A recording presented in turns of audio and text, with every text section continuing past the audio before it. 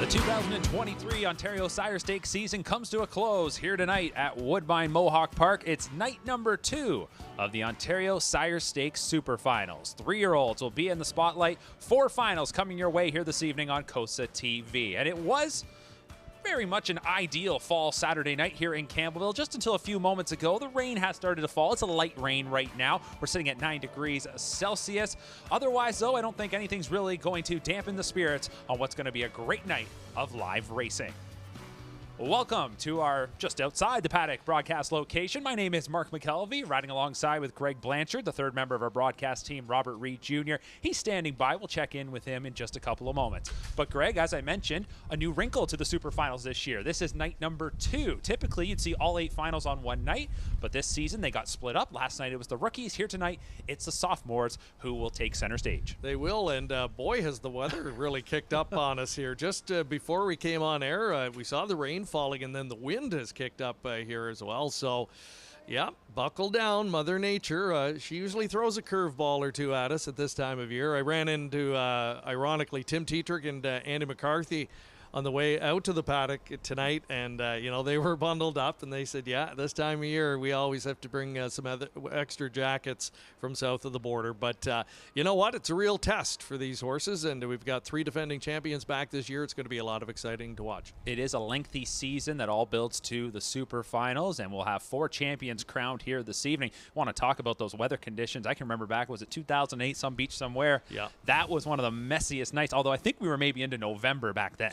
Yeah, absolutely. And a lot of the Breeders' Crown championship nights in recent years have dealt with this kind of weather too. It's just part and parcel of racing in late October, when you get into the northern U.S. and into Canada, of course. But from time to time we get lucky. Doesn't appear this is going to be one of those years, but we've played under worse conditions than these. Well, the good news for you at home is you're likely nice and warm, and we want to hear from you on this Saturday evening, Super Final night. Drop us a comment wherever you are watching. Leave us a question, a comment. Maybe let us know, who are you rooting for here this evening? Who do you think is going to be an OSS Super Final champion? And we will draw from those comments one winner that will take home an Ontario Sire Stakes sweater, as you can see right there, modeled by leading driver James McDonald. As mentioned, we have a third member of our broadcast team standing by. His name is Robert Reed Jr. Let's check in with him right now. Always excited to be here on Super Final night. I'm staying warm in my beautiful OSS jacket. Love these jackets, keep us nice and warm. But listen, the rookies, they heated up the racetrack last night. It was a favorite parade in the first 3 Super Finals until Storm Shadow ended that as a long price winner in the Colts and Geldings on the Pace division last evening. But tonight, the sophomores now take center stage, and right behind me, we've got our trotting fillies, where Righteous Resolve will look to defend her crown and repeat as a Super Final champion. In the 3-year-old pacing fillies division, well, that's Cheesy Smile's opportunity to repeat, but that looks like a wide open dash. Then after that, we'll see the trotting Colts and Geldings. Should be a real competitive dash, and then it culminates with the Glamour Boy division, where Stockade Sealster will look to get back to the winner's circle. He's not been as dominant at the age of 3, but I think we see his best tonight, even from the outermost post. Either way, should be a great night of harness racing action here at Mohawk Park. I'm looking forward to it, and we'll catch up with participants throughout the evening. All right, looking forward to it, Robert. Thanks so much. We'll check in with you throughout the evening. And Greg, we don't have to waste any time jumping into the Super Final coverage because, of course, there were 4 finals last night, as Robert outlined. Let's take a look back at the 4 champions that were crowned in our 2-year-old divisions. And it all kicked off early on the card with the 2-year-old filly trot final, where Willie's Home Run overcomes the outside starting spot to add to her magical campaign. The younger sister to one of the top older trotting horses in Canada, Logan Park, and following right in his footsteps this year. And capping off what's been a brilliant campaign, Willie's home run with her 6th win in start number 9, and surges over the $500,000 mark in career earnings in the process. She has been the toast of the division, and she really put an exclamation point on her season last night. Owned by Dr. Sarah Gatchell, Jake Higgs, Reg Higgs, and Yolanda Fellows. Kyle Fellows, the winning trainer, and James McDonald adding to what's been a huge season. Once again, what else is new? On pace for a $10 million season. The Super Finals certainly helping that. Next up, we had the 2-year-old filly Pace final, and Dave Maneri trainees. They've been the standout in this division all season long. It's a Love Thing won the She's a Great Lady a few weeks back. The stablemate Passline was not eligible, but Passline was certainly prepped and ready for the Super Final.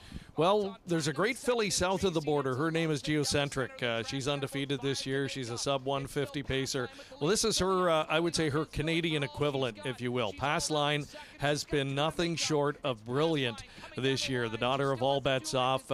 Really a good feather in his cap in his second crop here in Ontario. And Passline, she is the queen of the rookie pacing filly division. And again, she caps things off with an OSS championship final to her credit. 1:50.4 was the time. That was actually faster than the boys. We'll get to them in just a moment. We go over to the trot, the 2-year-old Colton Gelding Trot final, where the Mark Etzel trainee Willow Time got the job done despite a little adversity coming off the final turn. Yeah, he went a little bit wide there and was heavily pressured in the middle half of the race as well, but responded like a good one should. And for the 3rd consecutive final last night, things went true to form, and this guy just improving and getting better as the season wore on. And another good one from the barn of Mark Etzel, one of the top conditioners of young trotters, especially here in recent years. He's had some home run performers. Well, Bob McClure was probably coming in tonight thinking that's when he could win. This one, though, it was a bit of a surprise. Storm Shadow, a $67 winner. Fun Time by Anna on the front there. He's been so dominant, but just off his game slightly, ends up finishing 3rd. And we always expect some upsets when you get to this point in the year, and on nights like this. It looked like it could be a clean sweep for all of the favorites last evening, but this guy had something to say about that. You mentioned Fun Time by Anna, and just maybe the rigors of a long, tough campaign and those big miles that he had gone earlier in the season, maybe catching up to him late, but good effort. And let's not take anything away from Storm Shadow, a colt that had been improving and really hinting that he was sitting on a big race, and what a time to come up with it. Dr. Ian Moore trains, and he figures in prominently here tonight. So that was a look at our first 4 Super Final winners. Now we turn our focus this evening to the 3-year-olds, and it's 3-year-old filly Trot that's going to kick things off. There was a look at the field. Now we actually get to see them up close and personal. We'll kick things off with number 1, Righteous Resolve. She looks to double up after being the champion last year. Matt Bax trains, James McDonald drives. 3 wins and 10 starts, but she's really rounded into form late. The filly who was the runner-up to her last year in the Super Final and runner-up to her last time out here at Woodbine Mohawk Park is Mass Hysteria, and they'll leave side by side tonight. Trevor Henry on board this daughter of Muscle Mass. 3 is Enola, a daughter of Resolve, trained by Keith Jones for owner Doug McCarthy. Bob McClure hoping to manufacture another upset. 25-1, winless in 16 starts this year, but does have nearly 70,000 earned. And just before coming on air, Tyler Jones engineered an upset win in race number 5, and he'll try and come right back here with Winooski, a Royalty for Life filly, hails from the stable of his father, Dustin Jones. She's 1 for 15, though, on the season. Number 5 is Muscling Vegas for trainer-driver Paul McDonnell. This is a daughter of Muscle Mass. 3 wins and 14 tries, 7 times. 50% of her starts this season. She's been in the top 2. She's earned over 187,000. Baroness Hill, she went perfect in 2 starts last year as a rookie.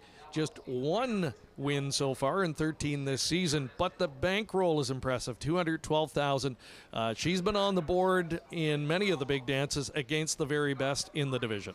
Number 7 is Stonebridge Bravo. Jonathan Drury will drive for trainer John Drennan. And for Stonebridge Bravo, here's one that was 4th last time out in a gold event. Has actually tried Grand Circuit Company a couple of times. 1 win in 12 outings. HP Extra Ice is number 8. This one a daughter of Alarm Detector. That one was campaigned by trainer Ben Bayerjean, and he handles this filly. Tyler Borth doing the driving. Solid campaign, 4 wins and 10 on the board finishes in 16, $205,000 plus in the bank.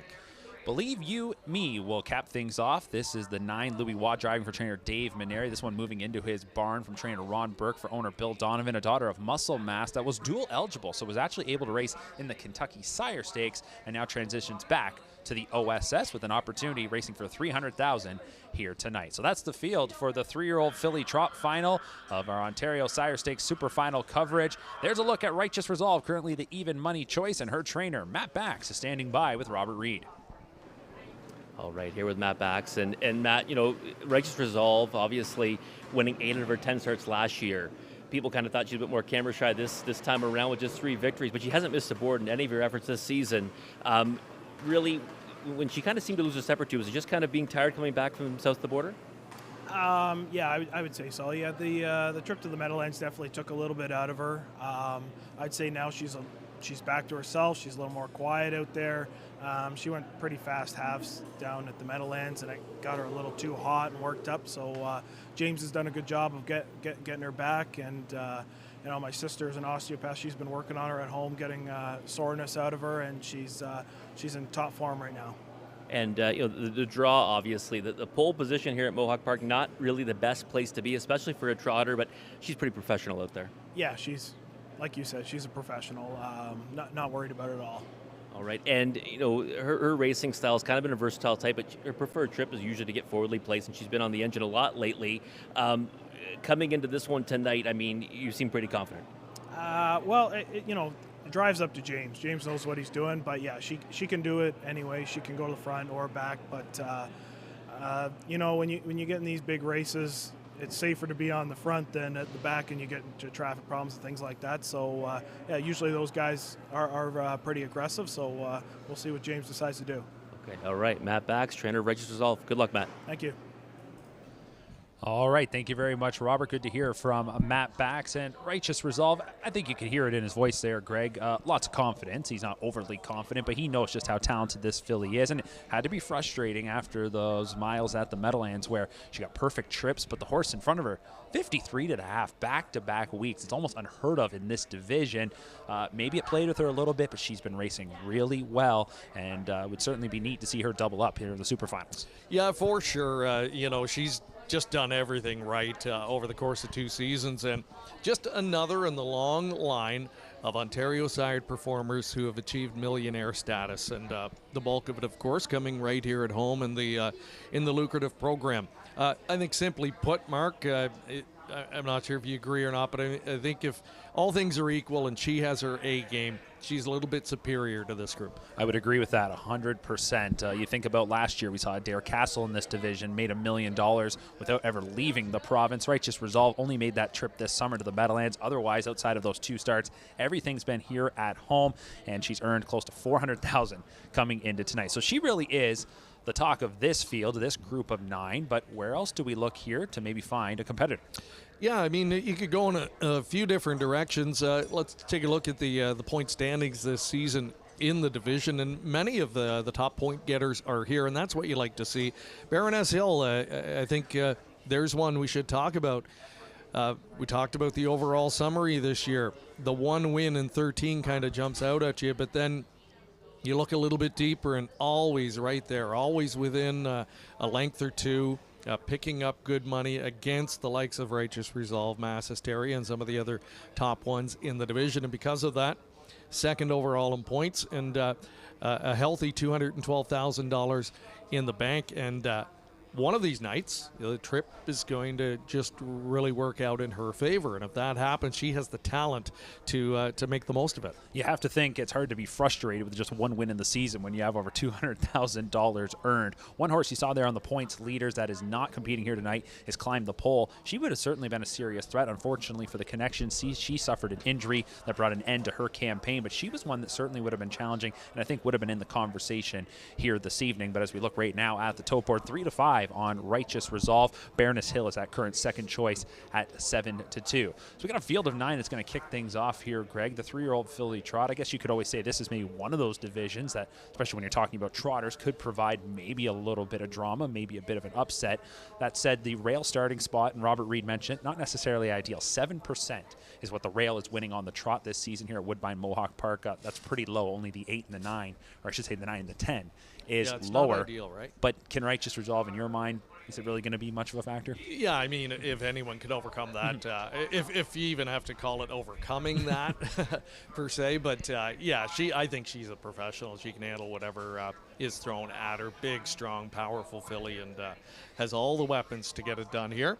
Should say quickly hi to some of the viewers tuning in tonight. Sean Copey, ran into him out in the lobby earlier. He's watching. Must be watching inside on his phone, nice and warm. He's cheering for Team Boston, and you know what? She was the runner-up last year, Mass Hysteria.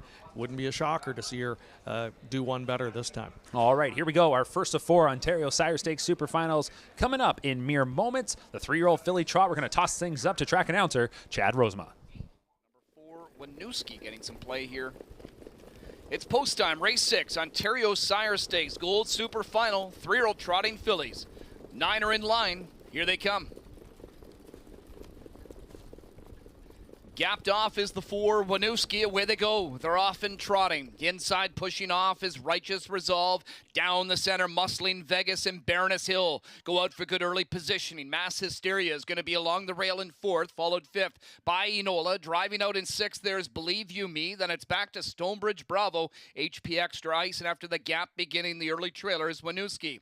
Righteous Resolve and McDonald are put on the lead. Baroness Hill able to pocket up. She's got a nice trip here to follow the favorite into the backstretch after an opening quarter of 26 seconds flat. It's Righteous Resolve leading it over Baroness Hill. Muscling Vegas keeps tabs on the 2 leaders there to be in 3rd. Mass Hysteria trotting along 4th at 3/8. Enola from 5th, edged out 6th. Here comes Believe You Me and Wom catching the cover. Stonebridge Bravo. Then it's back to HP Extra Ice and Winooski with the issues in the backfield trails. Halfway home is Righteous Resolve. She leads it at even money in 56 and 2. Got a breather there. Baroness Hill continues to be the shadow in 2nd. Muscling Vegas stayed in 3rd. First over, trying to advance about 3.5 off the lead is Believe You Me. She's now up to 3rd. 2nd over 5th, Stonebridge Bravo. Shuffled inside, locked up 6th is Mass Hysteria. 3rd over to HP Extra Ice. Enola shuffled near the back, and it's Winooski trailing the group.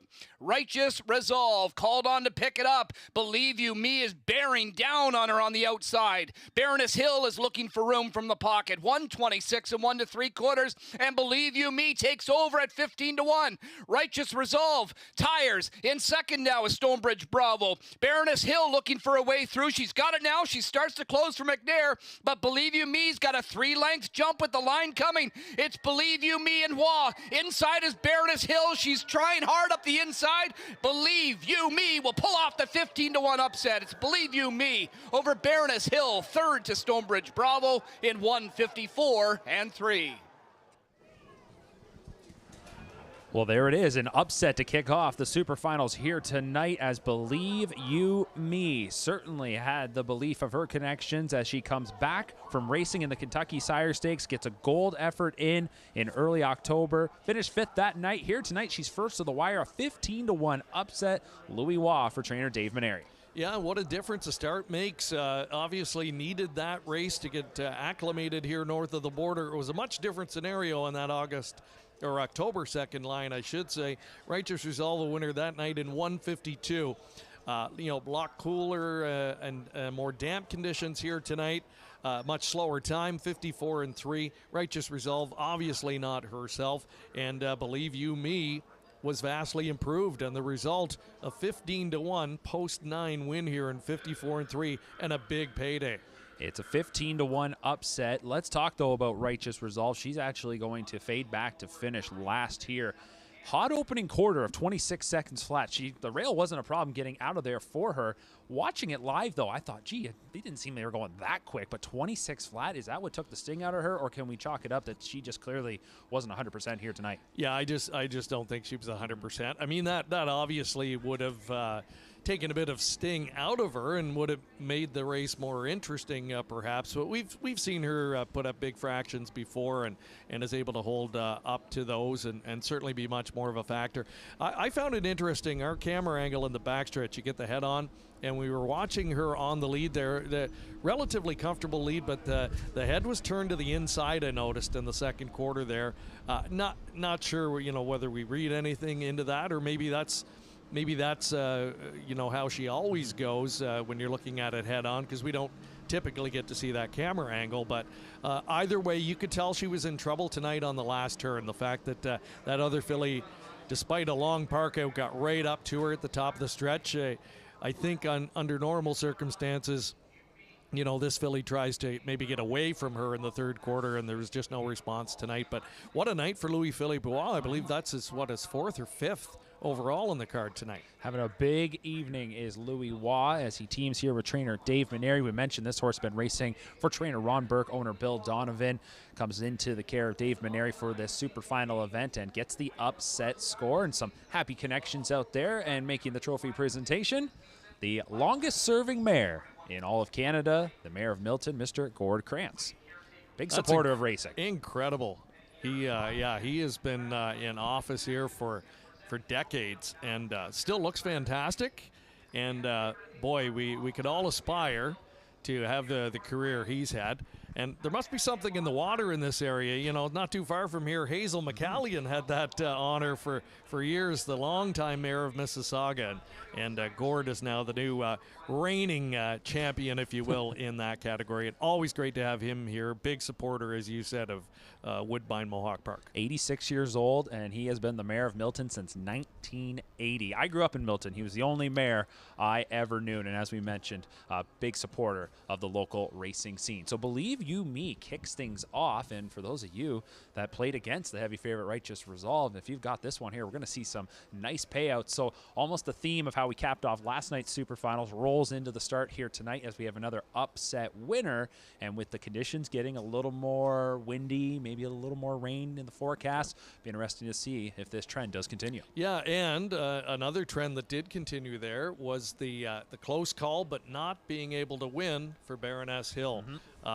Kind of a consummate bridesmaid this season, but nonetheless, that victory, or that second place finish tonight, is going to put her over the $250,000 mark in seasonal earnings. So I guess there's still a silver lining there. I guess so. All right, we're going to take our first time out right now. When we come back, a little more post-race reaction to that 3-year-old filly trot final and get you teed up for our 3 remaining Super Finals.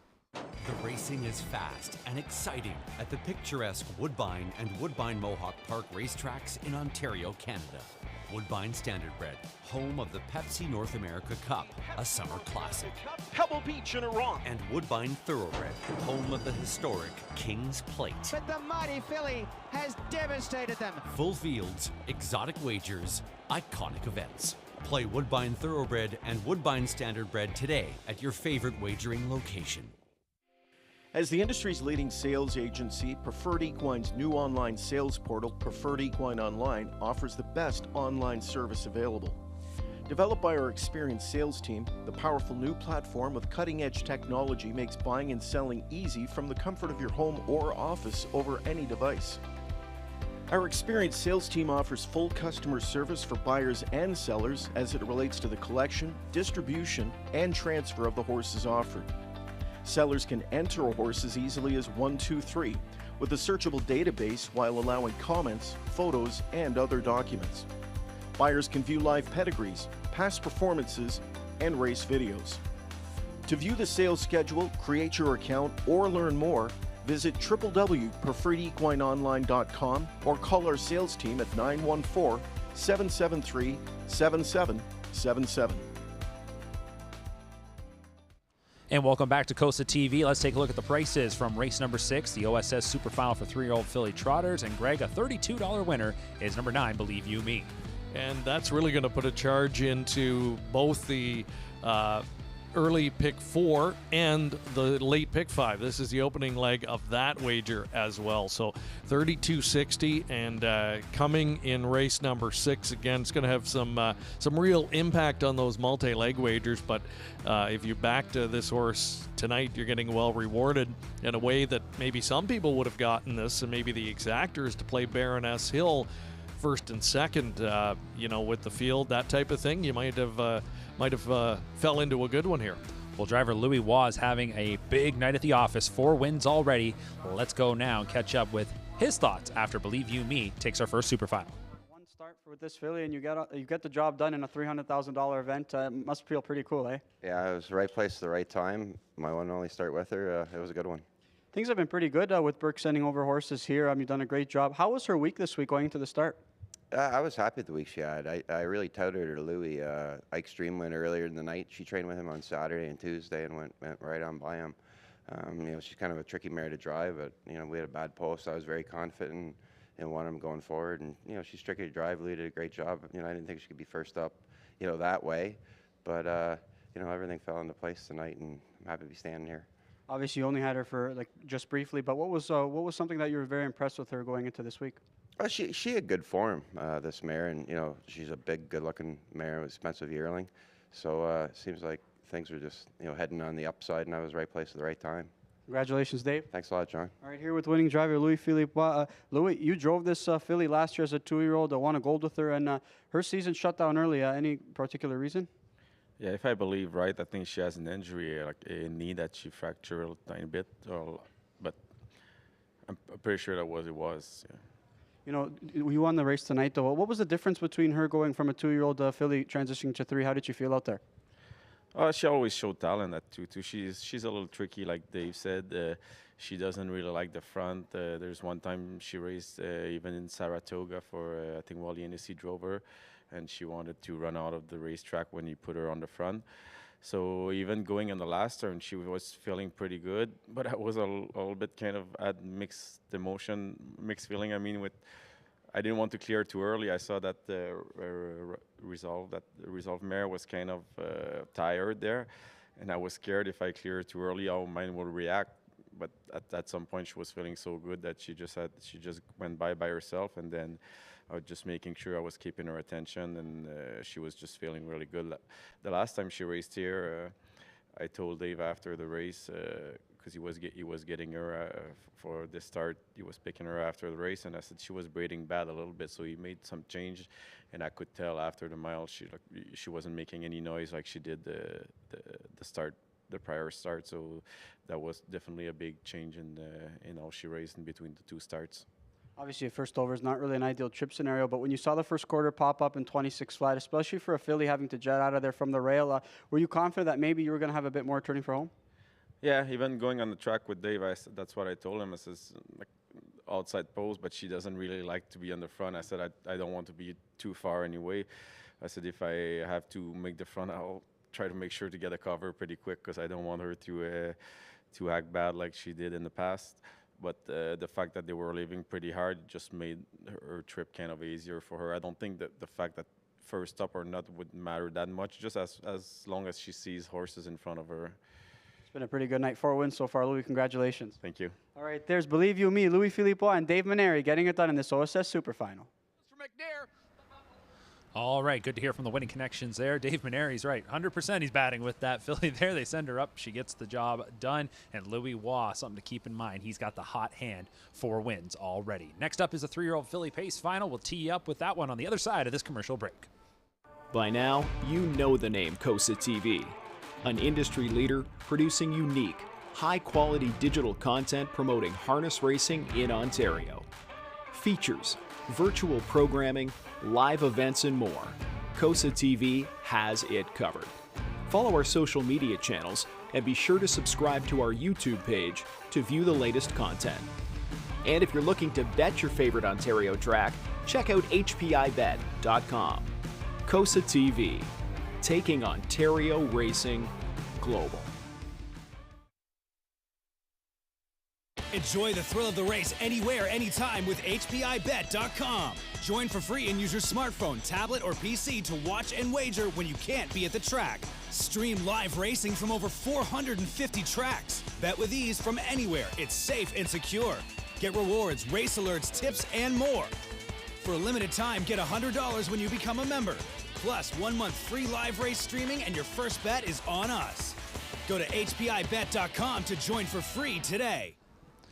All right, and welcome back to Cosa-Tv. Super final night well underway. Coming up next, it's a $300,000 final for 3-year-old pacing fillies. Here's a look at the field. We do have an also eligible drawing in. That's number 11, Talk Curdy to Me, who will slot into post position number 9 with a scratch of Lions Better Day. And this, to me, Greg, has been one of the most competitive groups all season long. No question. You know, as far as the 4 that we're showing tonight, I thought on paper anyway, the best betting race of the night. Deep, wide open affair. 7 of the finalists with more than $100,000 banked this year. And, you know, the money's really been spread out. They've all kind of had their turns over the course of the season. And strength in numbers here for trainer Johnny Pentland. He's got 3 of the starters. What a group he's been able to put forward this year, especially in this division. Well, to speak to that competitiveness of this group, we take a look back to the final leg of the regular season of the Gold divisions, where we had a couple of winners, including Momentary Control, who we'll take a look at first here. Riding in the 2-hole here for Team Jones, Tyler Jones driving for his father, Dustin Jones. This was a filly coming in on that night. She went off at, well, we can see right there, she was 7-2, but she'd been racing really well in some overnight events where she was facing, I thought, some pretty deep company. And here on this evening, she pops the 2-hole, turns in a big effort, and what was a thrilling finish. You could tell here that Dustin knew what he was sitting behind, because he did not want to risk getting caught in on the final turn. He wanted to give the filly every chance, and she knew what to do. And when he showed her daylight and is able to swallow up, save the last dance, and to hold off the late challenger on the inside. So Momentary Control, maybe one of the now horses in the division.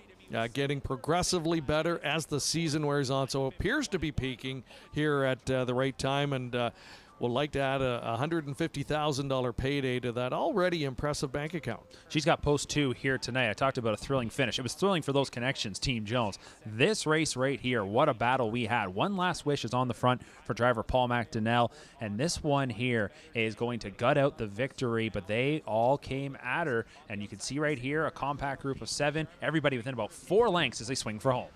Yeah, this has been a great filly all season long. Expectations were high on this night. She was bet down to even money on that occasion. So, you know, Paul drove accordingly, and she had the target on her back, and they were coming at her on all sides, and it looked like they were going to get by her late, but she dug in like a good one does, and that's one of her 5 wins on the season. She's the richest in the group this year, $260,000 banked. So a win tonight would put her over the $400,000 mark in the lucrative OSS program this season. Well, here is a look at our point leaders, the top 6 from the regular season in the Gold, and you can see One Last Wish ended up top here, 174 points, although I don't think anybody would say necessarily she's the dominant filly, or this is just her group that she's been beating up on. She's just performed very well at the right time in these Gold events. Favorite Beach at 84, Cheesy Smile 79, Momentary Control and Miss Amber each with 75. And you mentioned about that strength in numbers for trainer John Pentland. Anybody would be lucky to have one of these fillies he's got. He's loaded here. Yeah, absolutely. 3 of them, all right there in the point standings, all with $100,000+ banked this year. That board, as you mentioned, it really speaks to, I guess, the quality of the Ontario Sire Stakes program, the depth that we have, and this is one particular division this season where there hasn't been a true standout. So what it's made for is some really good racing. The money's kind of getting spread around, and you know, a lot of people have taken their turns in the division, and it's really wide open, maybe the most intriguing of our 4 championships tonight. I would agree with that. You're a pro, Greg. You're keeping a straight face there, but hey, they got the light show going behind us here. A fun evening at the track. A man that's one been of having my favorite songs, too. Yeah. Man, I feel like a woman. All right, in case you couldn't hear it over our shoulders there. We're going to go and check in with Robert Reed. He's standing by with someone who's always having a fun night at the track. That is leading driver James McDonald. All right, thanks, guys. Here in the paddock with James. And James, first of all, any quick thoughts on Rex yourself? Yeah, just not her night, you know. It's a 26 flat any time of year is a hot quarter, so on a cool night in late October, it's probably just too much for her, you know. I'm not going to make excuses. Probably just overdrive her early and come back to haunt her. Okay, all right. And next race now, you've got Save the Last Dance, and raced off the bench, got the job done at 24-1. Did she surprise you as much in that race as she did the betting public? Very little surprises me with her. Like, she's such a goofy horse, you know, kind of never know what you're going to get, but she's got like electric speed, and if it sets up for her, she can fly. She can usually do anything. I tried her on the lead last time. It wasn't her best effort, but I think Nick said she wasn't 100% after the race. So hopefully we got her back going in the right direction and can work out some kind of a trip. And last year, right at the Super Final, I mean, she was kind of highly regarded in that race. Went a long way in the front end. A little more handy now? Yeah, she's starting to learn. She's not the smartest horse I've ever driven, but she seems to have relaxed quite a bit. Nick's done a great job, you know, doing things to calm her down, and they've opened her up. She seems to have responded really well to it. All right, and you've got this race up next, but a little anxious now with Hasty Bit just one race away. I mean, I know how nervous I was as an owner for a 10-claimer. You're driving and owning one for $300,000. Yeah, you know, I'm pretty excited. It's nervous but excited. I'm just happy to see what he does. He usually always brings his good effort, so hopefully tonight's no different, and he can show up for Paige and I. All right, thanks, James. Good luck tonight. And James McDonald, now a 3-time Lampman Cup winner. That's the leading driver in the OSS. Perfect segue there, Robert, as we take a look at the driver standings in the Ontario Sire Stakes this season. And as mentioned, James locks down another Lampman Cup. Not surprising. What hasn't James won in the last few years, including a couple of O'Brien Awards. And, he'll be right in that conversation again at season's end. One guy that is on this list, though, that's having a big night tonight, and I think is going to be in that conversation at year's end, is Louis-Philippe Roy. Boy, what a season, and especially the second half of the season. He's just really taken off again. James obviously has the numbers, no doubt about it. He had another 5-win night on Thursday. Louis Roy has been showing up on those big evenings as of late, and that's usually what's going to get you that recognition as well. I was talking to James about what he thought his chances were about taking home another O'Brien Award title, and he said Louis is right there. Louis would have his vote right now. So there's still obviously some money on the table. You have to keep in mind races and events like the Breeders' Crown. Certainly, if we can see some Canadians go down there and have some success, that'll certainly weigh in when it comes voting time. And James teams up here with a trainer that's been a finalist, Nick Gallucci, as the top trainers in Canada try to find a way to dethrone Richard Moreau year after year. They haven't been able to do it.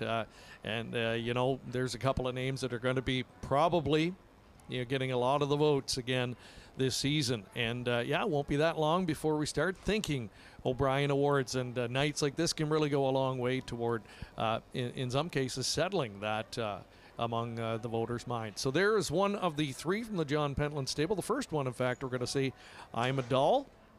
And just like her stable mates, productive, consistent all season long. $122,000 on her card for Tyler Borth, the man who made the jump to this circuit very successfully this season. He certainly has, and on a night like tonight, I'm sure at the start of the season he was hoping just to get some stake drives, but obviously figured in very prominently in the Sire Stakes all season long, and we did see him on some of those Grand Circuit evenings as well. So a great look inside the paddock as the Pacing fillies are exiting and heading out towards the track. It's time for the post parade, and kicking things off will be number 1, Save the Last Dance, homebred from Millar Farms, trained by Nick Gallucci. James McDonald does drive. Just 7 starts this season. She does have a pair of wins when she's on her game. She is super talented. Momentary Control is the number 2 in the field, and she was the winner of the last gold final of the season, September 28th here at Woodbine Mohawk Park. A winner in 51-1 that night, 26-2 on the end. A seasonal best clocking, and it has her coming into tonight in peak form. I'm a Doll in her last start. That was the final OSS regular season leg. Paced her back half in 54-4. Didn't get beat by much, but she had to settle for 5th. We'll see if Tyler Borth can get her in play for the Pentland Barn. She's a daughter of Control the Moment. The leader in the OSS point standings this year, One Last Wish. Good post to work with tonight for driver Paul McDonnell and his longtime training partner Ken Susi. She's 5 for 15 this year, 260,000 plus on her card. Well, here's a look at Hall of Fame driver Tim Tetrick as he's going to partner with Favorite Beach. This daughter of Sunshine Beach races for trainer Bob McIntosh. 3 wins from 15 starts, 125,000 in the bank. And this one here leads from the center of the gate. Cheesy Smile, number 6, will be the second John Pentland trainee in the field. It's going to be Bob McClure in the driver's seat here. She's the defending champion. She won the 2-year-old super final this year, just 2 for 12, but $170,000 banked, and she's closing in on $500,000 lifetime. Better's Punch, this is the 7. She always fires home strong, but she's been in with just some snug company at times, whether that be in Grand Circuit action or the OSS. Kyle Fellows trains for the X Factor stable. The driver's Jonathan Drury. This is a daughter of Better's Delight. Number 8, Miss Amber, the 3rd from the John Pentland stable in the field. Sylvia Amphileon will guide this daughter of Better Than Cheddar. She's hit the winner's circle 7 times in 25 this year and just shy of 140,000 earned. The 10 is Lady Get Lucky. Number 9 is Scratch. So we move on to the 10. This is a daughter he's watching for trainer Chris Matthews, of course, long associated as a second trainer for Greg McNair. Trevor Henry will drive 3 wins from 16 tries this season. And star of the Unfiltered series, or one of the stars. Breakout star, that's what I would say. Rising star. Just like Mark McKelvey and his beer league hockey team coming off a big game tonight. But glad he made it here this evening, and we're glad everybody is tuning in. A lot of our good friends are on the line tonight. We should say a quick hello. A lot of them are leaving comments for us, and a reminder that everybody that does gets a chance to win the OSS hoodie. Good friend J.D. Varnell, Kurt Hughes turning in from Charlottetown, Wade McCoy. Sounds like they're both maybe keeping an eye on the hockey game and the racing. And, well, we've got the Leaf game on over our shoulder, too. So. I wouldn't do much for Wade. I know that. Yeah. We did have one other horse to meet there. That's the also eligible number 11, Talk Curdy to Me, who's going to draw into post position number 9 for trainer Chantel Mitchell. Louis Waugh, already 4 wins on the card. Here's one that opportunity sometimes presents itself. It's what you can do with it. We'll see if this one, who comes in off the AE list, can make something happen. Was second in the last goal. It kind of speaks volumes, Greg, when you don't even qualify, but in the last leg you finish second. Exactly, and you're going to sneak in here, and this is the type of field where a horse like this could move in, and I'm not going to, I'd be shocked if she were to come in and actually jump up and win, but could definitely take home a nice payday here. So it's a real good opportunity for the connections to get some big money here, because it's a race we've talked about, extensively tonight. Could go in many different directions. This, I think, is going to be a driver's race, going to be a trip race. Certainly will be. One driver that is competing in this race, will be the first time we see him tonight, is driver Tim Tetrick. You see this every once in a while in the Super Finals, where some of the top drivers from the States, they'll come in, they'll get an opportunity or be called in by a trainer for these Super Finals. Tim Tetrick was here last night, here again this evening. We also saw Yannick Gingras. You mentioned running into Andy McCarthy. We'll see him later on. But Tim Tetrick just continues to rack up the numbers. I mentioned he's already a Hall of Famer. It's amazing when you think about at his age, he's already in the Hall of Fame, but just look at that right there. And he's one of the winningest drivers in terms of money all time.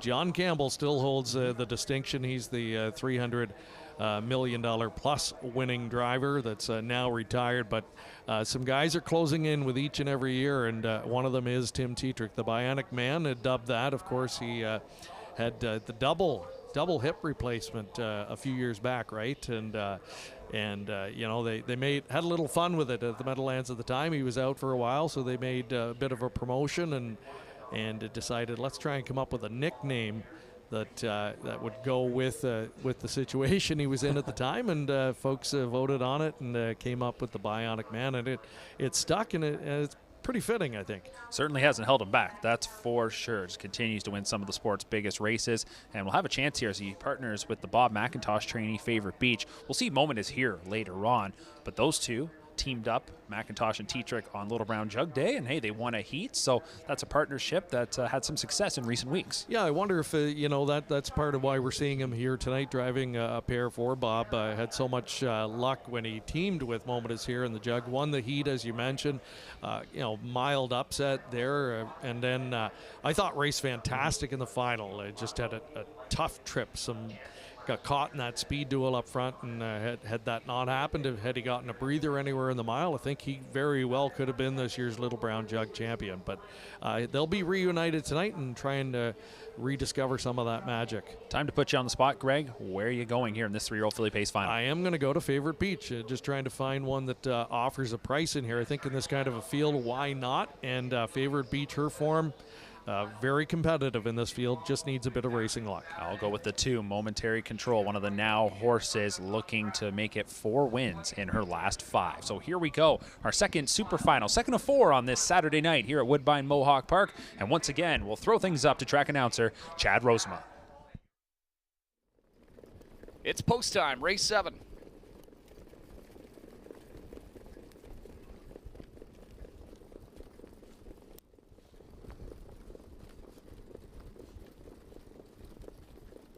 Starting gate swings to the top of the stretch. A field of 10 ready to go for the sophomore filly pace Gold Super Final. And away they go. They're off and pacing. Talk Curdy to Me is going to leave out of there quickly for Y inside. I Am It All showing good early hustle, as is Momentary Control. And there is One Last Wish pointed forward by McDonnell. She's going to go after the front now, head into the opening turn. So One Last Wish is going to grab the early lead. I'm a Doll will pocket up. Tracking along third is Momentary Control. Waga Talk Curdy to Me off to a good beginning. She sits fourth, followed fifth by Cheesy Smile as they go by an opening quarter in 26 and 4. Then in 6th, it's Save the Last Dance. She's followed by Favorite Beach. In the backfield, we've got Better's Punch, Missed Amber, and the trailer is Lady Get Lucky. Out from the 3-hole and rolling here is Momentary Control, and she's coming after leader One Last Wish. And it's Momentary Control with a backstretch move after the lead, and she is going to make her way to the front just before the half-mile check-in. It's Momentary Control, and Tyler Jones now leading it through a 55-second first half. One Last Wish right on the helmet in second. I'm a Doll third. Talk Curdy to Me is going to be a first over fourth. McClure's mapping out a perfect trip here with Cheesy Smile. She's a second over fifth. Save the Last Dance third over on the outside. Pinned in is Better's Punch fourth over in the backfield. Favorite Beach. Then it's back to Missed Amber locked up, and starting up from last is Lady Get Lucky. 3/4 for Momentary Control. Reached in 1:23 and 3. Talk Curdy to Me trying to get closer on the outside. One Last Wish. She'll see if she can re-rally. McDonnell edges her out from the outside. And here's Cheesy Smile cut loose down the center of the track, but she's got 5 to make up. I'm a Doll in behind them. It's Momentary Control still with the lead. One Last Wish is coming to her on the outside. Here's One Last Wish getting to Momentary Control, and One Last Wish is going to get up in time. It's One Last Wish over Momentary Control and Talk Curdy to Me in 1:51 and 4. One Last Wish. Why would we even overlook her? All she's done this season is show up in these gold events. She was the points leader in the regular season, and here tonight, driver Paul McDonnell got her out of there quickly, ends up getting the pocket ride from about the half right to the top of the lane, and she is going to wear down Momentary Control. Yeah, real impressive effort this late in the season. Couple of moves, the sharp move off the gate to get the early position, and then releasing the quarter pole mover Momentary Control and able to sit on her back and have enough to come by her late, and had to fight hard for the win. 51 and 4. It's a big mile tonight when you consider the weather conditions here this evening. And yeah, she was the queen of a very competitive division all season long, leading in points and earnings, and caps off her campaign in fine style tonight. That win will put her over the $400,000 mark in seasonal earnings. Quite a feather in her cap. Certainly is. A great look there at the stretch drive from our cable cam. And at about the 8th pole there coming down the lane, I thought Momentary Control might be able to close this out. I thought Tyler Jones drove this one really well, the way he moved to the lead. He was confident in his filly, and that middle half wasn't necessarily too taxing. McDonnell took him a little bit there to the half, but ultimately One Last Wish, the kind of horse she likes to fight, and she just kept digging in. Yeah, absolutely. And yeah, full marks to the Tyler Jones driven filly, Momentary Control. You know, she's really blossomed into one of the heavy hitters in this particular division, and at 4-1, full marks for that effort. And how about Talk Curdy to Me? We talked about her coming in. You know, she looked like she certainly was going to be competitive, and there was a point on the final turn where I said, is Louis Philippe Bois going to weave some more magic here with this one, and he did. She raced very well. She hung in gamely despite a long park out in the final half, and at 18-1, that's some bonus OSS money for the connections. A little disappointing for the Pentland trainees. Cheesy Smile got a perfect trip, second over there, and just when she got unleashed, just couldn't really fire. Ends up finishing in fourth, and you can see right there, I mean, that's an exacta that was certainly more than achievable there. Getting 6-1 on One Last Wish when she was coming in from having won the last gold event. She did have one start before that where she had to take on some older mares. I mean, there was really no reason to knock this filly coming in, but we talked about it. It was such a competitive group here. I mean, I'm looking back trying to see at the board what the favorite went off at here, but you could have made a case for several, and if you had stuck with One Last Wish all season long, you're certainly loving that 6-1 price you got. Yeah, you're right. It's a good point, Mark. You could make a case for several. It's not hard at all to make a case for the filly with her resume coming in. What a fickle game it can be sometimes. The mare last time out finishing 6th, and just one of those races that didn't work out in her favor. And, she was due to have and I don't even know if I'd call it a subpar effort, but a subpar result by her standards. And boy, people discounted her tonight. Perfect post. You got the Hall of Fame driver, Paul McDonnell, who had her in perfect position tonight. And those who stuck with her, well, congratulations. You're getting well rewarded. What about the connections here? I mean, this is a group that a lot of people will be happy for. Sometimes it's the big barns that clean up on nights like this, and sometimes it's the small barns. This is what they've been dreaming about all season long, and they get their moment in the spotlight. Yeah, this is a partnership that goes back a long, long way. And, it's great to see them clicking here. Arts Diva, the mare, that was a mare that Ken campaigned and Paul drove back in the day. And the ownership group of Brian and Dr. David Legg of Ajax and Ken Susi and Paul McDonnell. So, it's great to see. There's some loyalty there on both sides. They've probably had a lot of ups and downs over the course of their time together. But I think some strong friendships there, and it's great to see them get to share in moments like this. You can see the genuine smiles and happiness out there in the winner's circle. And, lots of nice swag and some hardware out there and treats for the horses. That's what OSS night has become. It's a big celebration of the best of the Ontario program. It no doubt is. So congratulations to One Last Wish, and in a few moments we'll have a chance to catch up with the winning connections. Before we can get to that, we're going to take a brief timeout. We'll be back with those post-race interviews and your prices from the 3-year-old filly Pace Superfinal. For over 25 years, Tara Hill Stud has worked with partners to help produce champion stallions. We are proud to have bred great racehorses like Fade Out, Shower Play, Precious Delight, and There's a Demon in Me. Our stallions, past and present, have had tremendous success while making a huge impact on racing across North America. Mr. Levesque, Mach 3, Cadabra, Muscle Mass, and Precious Bunny, to name a few. Our stallions' progeny have won major events, including the Hambletonian. Tara Hill Stud are currently standing 9 of the industry's top stallions. Alarm Detector, Control the Moment, Danson Lou, Flanagan Memory, Green Manalishi, He's Watching, Muscle Mass, Resolve, and Sports Writer. Our facility is modern, our staff knowledgeable. Consider Tara Hill Stud when choosing a home for your stallion. Tara Hill Stud, where champions stand and champion yearlings are raised. Log on to terrahills.com.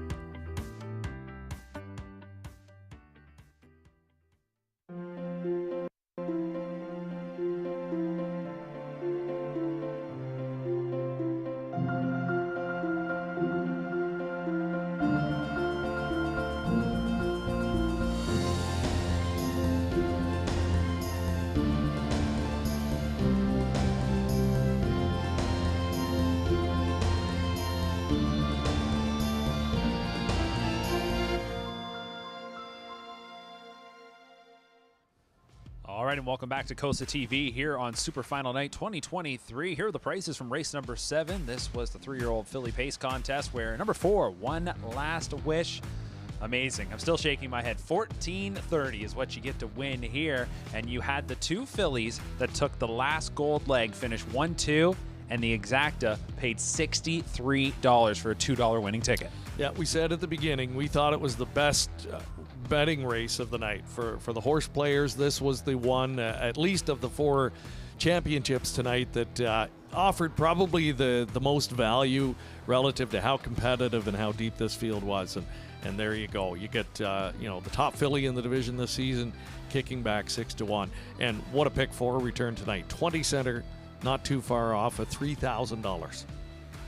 All right, so one last wish. Paul McDonnell just continues to add to his Hall of Fame career, adding another super final. Always shows up on nights like these and one of the best with the young horses. We're going to hear from him and all the winning connections in just a couple of moments. Woodbine's John Rowles is standing by, and a nice idea. They bring everybody in to a victory lounge for these super final events. There's a champagne toast, some photos with the trophies. So it is a big celebration of not just a year long, but I guess at this point with these 3-year-olds, a couple of years long. And for the homebreds, even more than that, lots of hard work. Yeah, and it really nice that they get to be inside tonight under climate control, and they stick us out here, of course. But hey, somebody has to do it.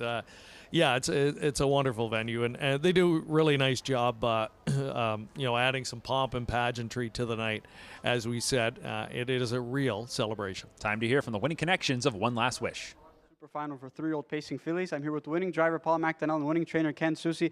Paul, I'm just going to start with you. This filly's just been dynamite when she's been controlling things her own way. Tonight you had a helmet to chase. How did she feel out there? She did. She felt great. I figured that they'd be coming after her a little bit tonight. I wasn't surprised by that. So I just thought I'd get her a nice trip and hopefully get out in the stretch and let her do her thing. This filly started off racing in grassroots and really elevated as the top gold filly here. She had 3 gold wins all season, gets it done in the super final. Just talk about her progression from 2 to 3. Yeah, she really came along, and last year she was a good grassrooter.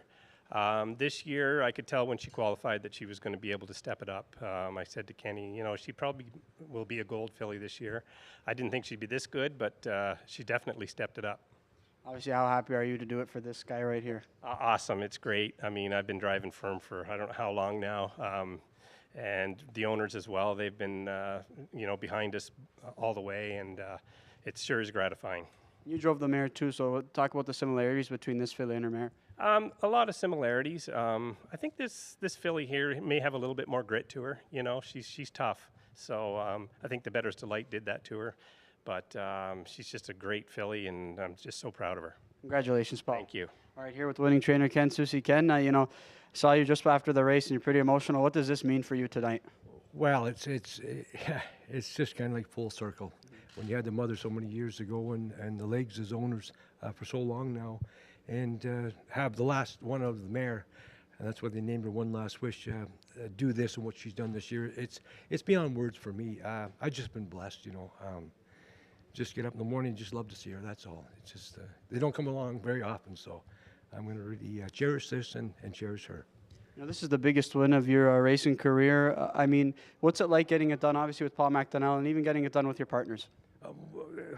It's beyond words. Like I was choked up. It's just overwhelming. It really is. You come and you just want them to race the best, not get hurt. And what she did tonight, again, she surprised me when she won the first gold. She surprised me when she won the second gold. She surprised me when she won the third gold. And she surprised me again tonight. She just comes to the race, and you just can't just stay out of her way. You're actually the only filly who had a tightener actually going into the start. Every filly was unraced since September 28th. How much stock do you put in that, just even getting a trip around the track leading up to a race like this?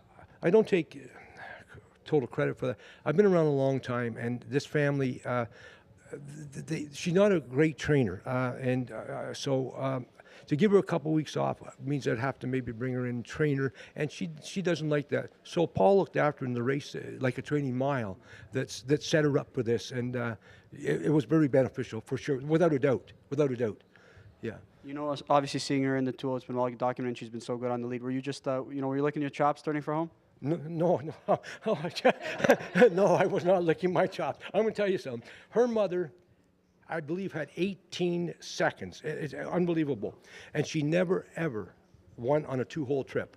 And this girl showed I'm different. Yeah, there's no doubt about it. No. It's pretty amazing, isn't it? I was never worried once I saw the half, and then Paul let the control moment go. a good filly to follow. Been very, very sharp. I thought we had it. You know, I knew she'd fight. She's a fighter. That's all. But to actually get there, no. I still have to go watch the replay. We'll enjoy this one, Ken, and congratulations. Thanks so much, guys. One last wish, Ken, Susie, Paul McDonnell, get it done in this OSS Super Final. All right, good to hear from the winning connections there. Nice job by colleague John Rallis. I want to give him a shout out. Done a great job all season long, and we know that he's a loyal viewer to Cosa-Tv. Right now, though, Robert Reed standing by. We got another interview. He's standing by with driver Tyler Borth. All right, I'm here in the paddock right now, about to go on the track. Tyler Borth with a Ghostly Casper. Tyler, you've had a tremendous season, but now you've got a bit of a relationship going on with Ben Bayarjan. How did that form?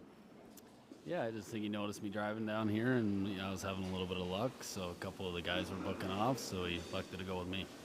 All right, and this is not the biggest purse that you raced for, but you're in with a big chance with Ghostly Casper. So what are the feelings going into this? Yeah, I'm feeling pretty confident. I think with some of the big races that I have been in, not too many, but I think this is probably one of my best shots that I'm going to have. All right, and talk quickly about breaking into this circuit, right? You were the leading dash winner in Canada. Now you've relinquished that to James McDonald, but still sitting with a stranglehold on second. But you've certainly held your own here at Mohawk Park. Talk about that transition. Yeah, I guess if you had asked me this time last year if I was going to be driving this many horses on a super final night, I would have told you were crazy. But yeah, no, James obviously got ahead of me, but if I'm second in wins to James McDonald in Canada, then I guess that's not a bad thing either. Yeah, he'll take it, right? All right, Tyler, I'll let you get to work now. Good luck. Yeah, okay, thanks, Robbie. All right, good to hear from Tyler Borth as they head to the track. And here is a look at this super final field for the 3-year-old Colt Trot. Full field of 10, lots of talent in this group. There certainly is, and you look up and down the page here again, you see a really deep group. That's what jumps off the page at me, and fairly competitive as well. There's no standout, certainly on paper, in this spot either. Some of them have been a little bit up and down, a little bit inconsistent, if you will. Others have been a bit snake-bitten and hard luck, including the number 1, Look Magic, the first one we're going to look at here from the high-powered back stable. Hasn't been able to find the winner's circle in 9 starts this year. Nonetheless, has been competitive. He's got 53,000 plus on his card. This was a 4-time winner last year who banked 150. The last effort was a little bit better, kind of sneaky good. So there's long shot potential, I think, here from post 1. The number 2 looks like a good fellow for trainer-driver Pat Houdon. He shares ownership with Frank Cirillo and Sterling Fisher. 1 win from 15 tries this season here. Would be looking for the big upset in the Super Final. Mark Etzel, Bob McClure. They've been a formidable combination of late. They had a Super Final win last evening together. And they'll team up here with number 3, the Hazelton, a muscle mass gelding, who's won 6 of 12 this year and $150,000 banked. Number 4 is Ghostly Casper. We just heard from driver Tyler Borth. This one has had several different drivers throughout the season. Tyler Borth, though, will be steering for the 3rd consecutive time. Back-to-back runner-up finishes. Ben Bayarjan trains 3 for 15 this season. Musical Ride is number 5, a musical rhythm gelding. Sylvain Filion driving, trained by Shane Weber. 1 for 11 this year, 55,000 plus in the bank, and a sparkling record this year of 154. So just like Ghostly Casper, number 6 Osceola is another horse that we saw race earlier this summer in the Hambletonian. Osceola goes for Team McNair. This is a son of Muscle Mass, who has 3 wins from 12 starts, $231,000 in the bank, was 3rd in his last start, just beat a length. Consistent and productive. Hasty Bid this season. 2-time winner, but has hit the board in 9 of 11. $367,000 banked and a mark of 52 and 2 taken earlier this year. And a winner in the last gold event of the season, October 2nd, James McDonald teaming up with wife Paige Austin on this one. Number 8 is Snowpiercer. You want to talk about young drivers who are on the rise. Here's Todd Ratchford in his first season of driving. He's had some nice opportunities. He works for the back stable, and they've put him in some nice spots. We saw him racing the Peaceful Way earlier this year, and here tonight he's going to team with Snowpiercer. Bit of a long shot here, but does have 1 win on the season, and you can never count out the back stable, as they like to do their cooking here in the Sire Stakes. We saw a Hall of Famer winning in race 7 tonight. Another Hall of Famer will try and get it done here. Chris Christoforou guiding number 9 Passerino, another son of looks like a Chippendale. 2 for 13 on the season. And number 10 is Tuscan Prince. This is going to be the first start for Tuscan Prince since the Canadian Trotting Classic final. This is a son of Cadabra for Determination, Blay, and Wah. 3 for 12 this season. A couple of times earlier in this season, he looked like he might be the beast of this division. He's tailed off. He's had some tough luck in some events in recent weeks, but certainly one you can't count out, especially with the way Wah has been rolling here tonight. So that is your field of 10 for race number 8. This is the Ontario Sire Stakes Super Final for 3-year-old Colton Gelding Trotters. The purse, as it is for all the super finals, $300,000. And right now, slight favorite at 2-1 is number 7, Hasty Bid. And very similar to that 3-year-old filly Pace final, you can make a case for several. Yeah, for sure. And Hasty Bid, I think, the most accomplished when you look at his body of work over the last couple of seasons and how consistent he's been.